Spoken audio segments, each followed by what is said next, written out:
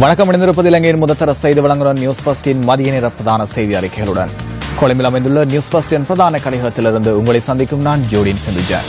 விரிவான செய்திகளுக்கு செல்லும் முன்னர் முதலில் தலைப்புச் செய்திகள். தேசிய போதைப் பொருள் ஒழிப்பு திட்டத்தின் 2ஆம் கட்டம் ஜனாதிபதி தலைமையில் காலியில் ஆரம்பம். ரக்னா லங்கா நிறுவனத்திற்கு சட்டத்துக்கு புறம்பான வகையில் ஆயுதங்கள் வழங்கப்பட்டுள்ளதாக பாதுகாப்பு அமைச்சின் முன்னாள் மேலதிக செயலாளர் ஒப்புதல். புகலிட கோரிக்கையாளர்களின் வருகை அதிகரித்துள்ளமையால் குரோஷியா தமது எல்லைப் பகுதிகள் சிலவற்றை மூடியுள்ளது. தொடர்வது விரிவான செய்திகள். ரக்னா லங்கா நிறுவனத்திற்கு சட்டத்திற்கு புறம்பான வகையில் ஆயுதங்கள் வழங்கப்பட்டுள்ளதாக பாதுகாப்பு அமைச்சின் முன்னாள் மேலதிக செயலாளர் தமயந்தி ஜெயரத்ன ஒப்புதல் அளித்துள்ளார். பாரிய ஊழல் மோசடிகளை விசாரணை செய்யும் ஜனாதிபதி ஆணைக்குழு முன் சாட்சியம் அளித்த போதே அவர் இதனை ஒப்புக்கொண்டுள்ளார். ரக்னா லங்கா நிறுவனத்திற்கு 3473 துப்பாக்கிகளை சட்டத்துக்கு புறம்பான வகையில் விநியோகித்துள்ளதாகவும் சட்ட ரீதியாக 89 துப்பாக்கிகளை வழங்கப்பட்டுள்ளதாகவும் அவர் தமது சாட்சியத்தில் உறுதிப்படுத்தியுள்ளார். பாதுகாப்பு அமைச்சின் முன்னாள் மேலதிக செயலாளரிடம் நேற்றைய தினம் சாட்சியம் பதிவு செய்யப்பட்டதாக ஆணைக்குழுவின் செயலாளர் லெசில் டிசில்வா குறிப்பிடுகின்றார். இதேவேளை பாரிய ஊழல் மோசடிகளை விசாரணை செய்யும் ஜனாதிபதி ஆணைக்குழு முன்னிலையில் முன்னாள் பாதுகாப்பு செயலாளர் கோட்டாபய ராஜபக்ச இன்று மீண்டும் ஆஜராகியுள்ளார். ரக்னா லங்கா பாதுகாப்பு நிறுவனத்தின் ஊழியர்களை கடந்த ஜனாதிபதி தேர்தல் நடவடிக்கைகளில் ஈடுபடுத்திய சம்பவம் தொடர்பில் இடம்பெறுகின்ற விசாரணைகளுக்காக கோட்டாபய ராஜபக்ச ஆஜராகியுள்ளதாக ஆணைக்குழுவின் செயலாளர் லெசில் டிசில்வா தெரிவிக்கின்றார். பாதுகாப்பு அமைச்சின் தற்போதைய செயலாளர் கருணாரத்ன ஹெட்டியாராச்சியும் இன்று ஆணைக்குழு முன்னிலையில் தோன்றியுள்ளதாக அவர் கூறினார். இது தவிர ரக்னா லங்கா நிறுவனம் தொடர்பில் முன்னெடுக்கப்படும் விசாரணைகள் தொடர்பான முறைப்பாட்டுடன் தொடர்புடைய 7 பேர் இன்று ஜனாதிபதி ஆணைக்குழு முன் ஆஜராகியிருந்ததாக அவர் மேலும் தெரிவித்தார். போதைப் பொருளற்ற நாடு என்ற துணைப்பொருளிலான தேசிய போதைப் பொருள் ஒழிப்பு திட்டத்தின் 2ஆம் கட்டம் ஜனாதிபதி மைத்ரிபால சிறிசேன தலைமையில் இன்று காலியில் இடம்பெற்றது. தேசிய போதைப் பொருள் ஒழிப்பு நிகழ்ச்சி திட்டத்தின் 2ஆம் கட்டம் காலி நகரசபை மண்டபத்தில் நடைபெற்றது. கிழக்கு மாகாண சபையிலிருந்து பாராளுமன்றத்திற்கு தெரிவாகியுள்ள உறுப்பினர்களில் மேலும் 3 வெற்றிடங்களுக்கான மாகாண சபை உறுப்பினர்களின் பெயர்கள் வர்த்தமானியில் வெளியிடப்பட்டுள்ளன. அம்பாறை மாவட்டத்தை பிரதிநிதித்துவப்படுத்தி ஸ்ரீலங்கா முஸ்லிம் காங்கிரஸைச் சேர்ந்த இப்ராலெபே முகமது மாஹிர் புதிய மாகாண சபை உறுப்பினராக பெயரிடப்பட்டுள்ளதாக கிழக்கு மாகாண சபையின் பேரவை செயலாளர் MCM ஷரீப் குறிப்பிடுகின்றார். கிழக்கு மாகாண சபையின் முன்னாள் சுகாதார அமைச்சரான MIM மன்சூர் கடந்த தேர்தலில் வெற்றி பெற்று பாராளுமன்ற உறுப்பினராக தெரிவானதை அடுத்து ஏற்பட்ட வெற்றிடத்திற்கே அவர் பெயரிடப்பட்டுள்ளார்.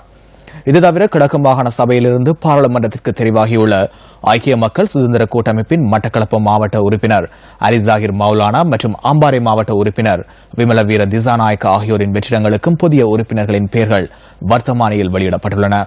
இதன் பிரகாரம் ஐக்கிய மக்கள் சுதந்திர கூட்டமைப்பு சார்பாக மட்டக்களப்பு மாவட்டத்திலிருந்து நாகலிங்கம் திரவியம் மற்றும் அம்பாறை மாவட்டத்திலிருந்து RM சந்திரா பொடிமணிக்கே ஆகியோர் கிழக்கு மாகாண சபையின் உறுப்பினர்களாக பெயரிடப்பட்டுள்ளதாக மாகாண சபையின் செயலாளர் மேலும் தெரிவித்தார். கிழக்கு மாகாண சபையில் ஐக்கிய தேசிய கட்சி சார்பாக நிலவிய 2 உறுப்பினர்கள் வெற்றிடங்களுக்காக கடந்த வாரத்தில் 2 உறுப்பினர்கள் பதவி பிரமாணம் செய்து கொண்டிருந்தமை குறிப்பிடத்தக்கதாகும். தென்மாகாண சபையின் புதிய உறுப்பினர்கள் 2 நேற்று பதவி பிரமாணம் செய்து கொண்டனர். தென்மாகாண ஆளுநர் ஹேமகுமார நாணயக்காரவின் முன்னிலையில் இவர்கள் பதவி பிரமாணம் செய்து கொண்டனர். ஐக்கிய தேசிய கட்சியின் சஞ்சீவ கருணாதிலக்க மற்றும் சுவனசிறி லியனகி ஆகியோரை பதவி பிரமாணம் செய்து கொண்டனர். தென்மாகாண சபையை பிரதிநிதித்துவப்படுத்திய ஐக்கிய தேசிய கட்சியின் பந்துலலால் பண்டாரிகொட மற்றும் விஜயபால ஹெட்டியாராச்சி ஆகியோர் கடந்த பொதுத் தேர்தலில் போட்டியிட்டு பாராளுமன்றத்திற்கு தெரிவாகியதை அடுத்து அந்த வெற்றிடத்திற்கு இவர்கள் நியமிக்கப்பட்டுள்ளனர். வடமத்திய மாகாண உறுப்பினர் GG சந்திரசேன நேற்றிரவு மெதிரிகிரிய போலீசாரால் கைது செய்யப்பட்டுள்ளார். போலி இலக்கங்களையுடைய என்ஜின் மற்றும் கேப் வாகனத்தை பாவித்தமை காரணமாக வடமத்திய மாகாண உறுப்பினர் GG சந்திரசேன கைது செய்யப்பட்டுள்ளார். சந்தேக நபர் ஹிங்கராங்கொடை நீதவான் நீதிமன்றில் ஆஜர்படுத்த நடவடிக்கை எடுக்கப்பட்டுள்ளது.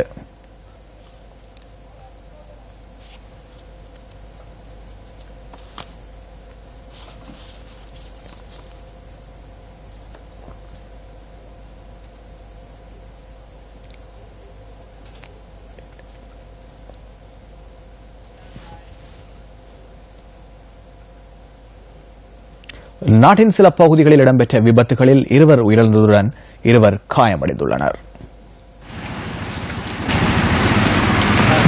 கனேமுல்ல கடவான பிரதான வீதியில் நேற்று பிற்பகல் இடம்பெற்ற வாகன விபத்தில் பெண் ஒருவர் உயிரிழந்துள்ளார்.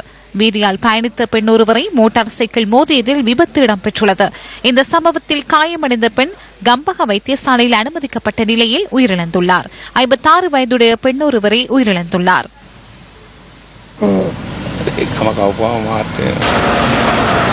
இதேவேளை பிலிமத்தலாவ தந்துரை வீதியின் யட்டகம பகுதியில் முச்சக்கர வண்டியும் பஸ் வண்டியும் மோதியதில் விபத்து இடம்பெற்றுள்ளது. இந்த விபத்தில் தேரர் ஒருவர் உயிரிழந்துள்ளார். மரண வீட்டுக்கு சென்றுவிட்டு திரும்பிக் கொண்டிருக்கையில் இந்த விபத்து சம்பவிக்க நேரிட்டுள்ளதாக போலீசார் தெரிவித்தனர். இந்த சம்பவத்தில் காயமடைந்த மூவர் பேராதனை போதனா வைத்தியசாலையில் அனுமதிக்கப்பட்ட நிலையில் மேலதிக சிகிச்சைகளுக்காக கண்டி வைத்தியசாலைக்கு மாற்றப்பட்டுள்ளனர்.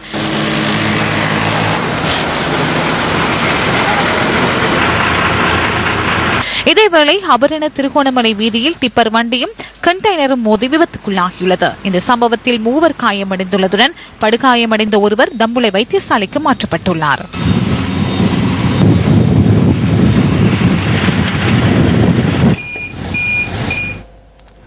கொழும்பிற்கு வெளிப்புற சுற்றுவட்ட அதிவேக வீதி கடவலவிலிருந்து கடவத்தை வரையான பகுதி திறக்கப்பட்டுள்ளதை அடுத்து கடவத்தையிலிருந்து மாத்தறை வரை இன்று முதல் பஸ் சேவைகள் ஆரம்பமாகின்றன. தேசிய போக்குவரத்து ஆணைக்குழுவுடன் இணைந்து பஸ்களை சேவையில் ஈடுபடுத்துவதற்கு நடவடிக்கை எடுக்கப்பட்டுள்ளதாக பெருந்தெருக்கள் அமைச்சின் செயலாளர் பிசி திசாநாயக்க குறிப்பிடுகின்றார்.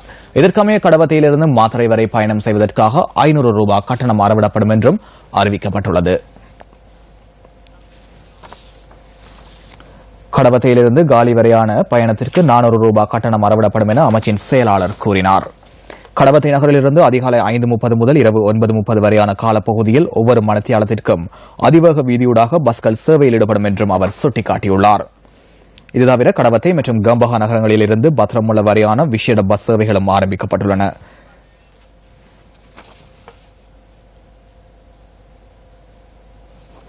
இரவு நேரங்களில் மின்விளக்கு பொருத்தாமல் பயணித்த 51 துவிச்சக்கர வண்டிகளை காத்தான்குடி போக்குவரத்து பிரிவு போலீசார் கைப்பற்றியுள்ளனர். கடந்த சில தினங்களாக பிரதேசத்தில் முன்னெடுக்கப்பட்ட சுற்றி வளைப்பு நடவடிக்கைகளின் போதே துவிச்சக்கர வண்டிகள் கைப்பற்றப்பட்டுள்ளன. இந்த துவிச்சக்கர வண்டிகள் காத்தான்குடி போலீஸ் நிலையத்தில் தடுத்து வைக்கப்பட்டுள்ளதுடன் உரிமையாளர்கள் அவற்றிற்கு மின்பிரப்பாக்கி மற்றும் மின் குமிழ்களை பொருத்திய பின்னரே அவற்றினை மீளப்பெற முடியும் என்றும் போலீசார் அறிவுறுத்தியுள்ளனர். 14 நாட்களுக்குள் உரிய நடைமுறைகளை பின்பற்றி துவிச்சக்கர வண்டிகளை உரிமையாளர்கள் மீளப்பெறாத விடத்து அவற்றை மட்டக்களப்பு நீதிமன்றத்தில் பாரப்படுத்துவதற்கும் நடவடிக்கை எடுப்பதாக போலீசார் அறிவித்துள்ளனர்.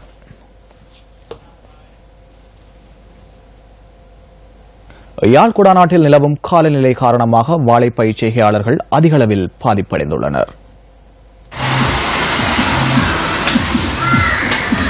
யாழ்ப்பாணத்தில் நிலவும் தொடர்ச்சியான காலநிலை மற்றும் கடும் காற்றுடன் கூடிய காலநிலை காரணமாக வாழை செய்கையாளர்கள் பாதிக்கப்பட்டுள்ளனர். அத்துடன் வாழை மரத்திற்கு பரவும் நோய் காரணமாகவும் வாழை குலைகளின் உற்பத்தி குறைவடைந்துள்ளதாகவும் விவசாயிகள் தெரிவிக்கின்றனர். எங்களுக்கு இந்த சென்ற வருடங்களிலும் பார்க்க இந்த முறை அந்த காலநிலை பிழையோ அல்லது என்னவோ தெரியல, இந்த வாழையால் லாபம் இல்லை. இந்த முறை வாழைக்குலை வாழையில இல்லாதபடியத்தான் வாழைக்குலை விற்குது, விலையும் கூட விற்குது. அடுத்தது நோய், இந்த வருஷம் நோய் கூட. மற்றது வாழைக்குலை முந்தி 25 கிலோக்கு குறையாமல் ஒரு வாழைக்குலை கொண்டு போவோம். இந்த நேரத்தில் ஒரு 10 கிலோ 8 கிலோ அப்படித்தான் கொண்டு போகக்கூடியதாக இருக்குது. இப்போ விளைச்சல் இப்போ வாழைக்குலையில் இப்போ விற்காததுக்கு காரணம் என்னென்னா காற்று காண்டாவனம் வேண்டாம், முந்தி காண்டாவனத்தோட காற்று நின்றுடும். அப்போ அதுக்கு வாழையல் சடைக்கிற விழுறாது, அதால் பேருந்து குளியல் வந்தால் கொண்டா விற்கும். இந்த முறை காற்று சுடைச்சி அடிக்கிற நாடி வாழை வைக்க வாழை குளியல் இல்லை. அப்போ அதனாடி இப்போ தொடர்ச்சியான வருமானம் அதால இல்லை.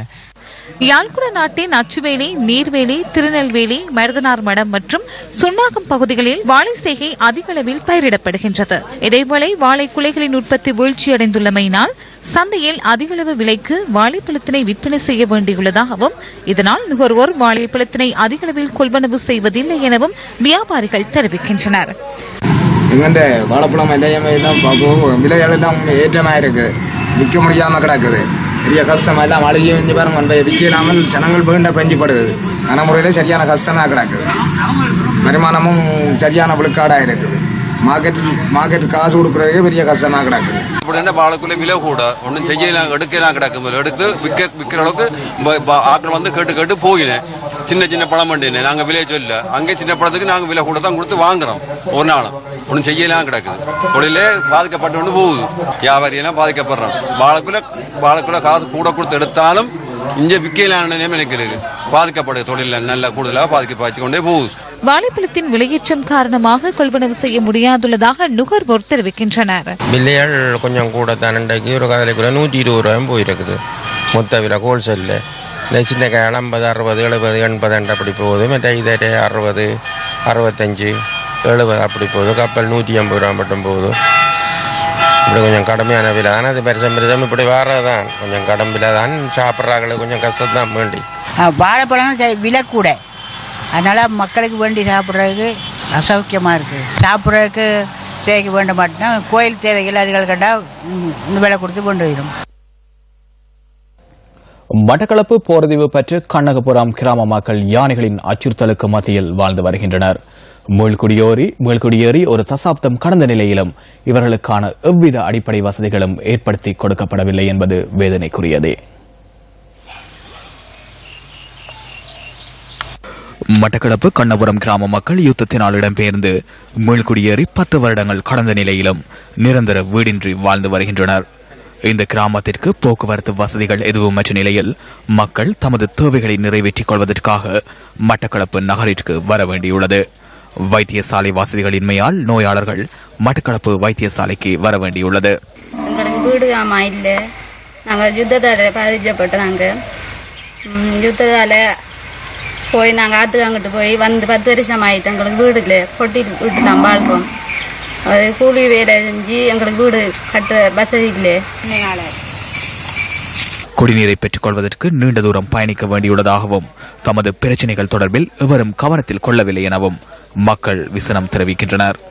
மின்சார வசதியின்மையால் தினமும் இரவு நேரங்களில் யானைகளின் வருகை அதிகரித்துள்ளதாகவும் இதனால் பயத்துடன் இரவு நேரத்தினை கழிப்பதாகவும் மக்கள் கவலை தெரிவிக்கின்றனர். 18 வருஷமாக நாங்க சரியான கஷ்டத்துல இருக்கோம். குச்சி குடியில வாழ்றோம். தண்ணி வசதி இல்ல, டொய்லெட் வசதி இல்ல, கரண்ட் வசதி இல்ல, எந்த விதமான வசதியும் இல்லாம இருட்டு வீட்டுல ஒரு குடியில இருந்து வாழ்றோம். யானை தொல்லைகள் இரவாகுனா யானோட தொல்லை, பகலையில மாடுகள் பல பல பல தொல்லைகளும் தான். பல பல தொல்லைகளையும் எவ்வித அடிப்படை வசதிகளும் இன்றி வாழ்ந்து வரும் கண்ணபுரம் கிராம மக்களின் அடிப்படை பிரச்சினைகளை தீர்ப்பதற்கு அரசாங்கம் வழிவகுக்க வேண்டியது காலத்தின் கட்டாயம். அந்த தகவலுடன் நியூஸ் ஃபர்ஸ்டின் மதிய நேர பிரதான செய்தி அறிக்கைகள் நிறைவடைகின்றன. எமது பிரதான செய்தி அறிக்கையை இரவு 8 மணிக்கும் எமது மணித்தியால செய்தியை 2:25க்கும் எதிர்பாருங்கள். வணக்கம்.